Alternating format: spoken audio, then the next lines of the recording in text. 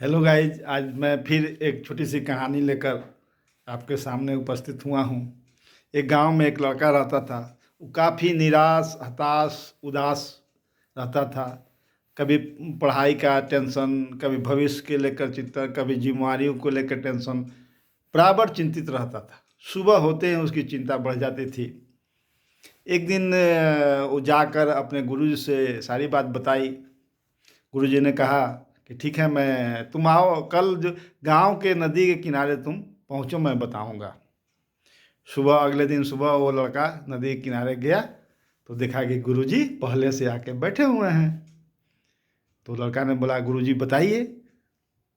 गुरुजी बोले, देखो, इस नदी के उस पार हम लोग चलेंगे तो मैं तुमको बताऊंगा। तो बगल में नाव पड़ी थी। लड़का ने बोला कि चलिए गुरुजी, इस नाव से उस पार चलते हैं। तो गुरुजी ने कहा कि नहीं, इस नाव से नहीं।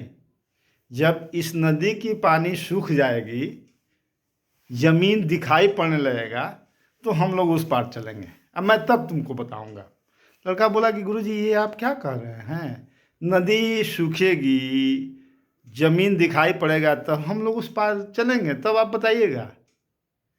तो गुरुजी ने बोला कि तुमको इसी बात को बताने के लिए मैं यहाँ बुलाया था। ये जिंदगी है। जिंदगी एक सफ़र है।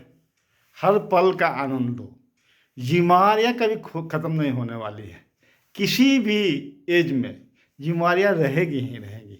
अगर कोई सोचे कि सारी जिम्मेदारियाँ मेरी ख़त्म हो जाएगी तब मैं खुश होऊंगा, हर पल का आनंद लूँगा, ऐसा नहीं होता है। छोटी छोटी पल का आनंद लीजिए।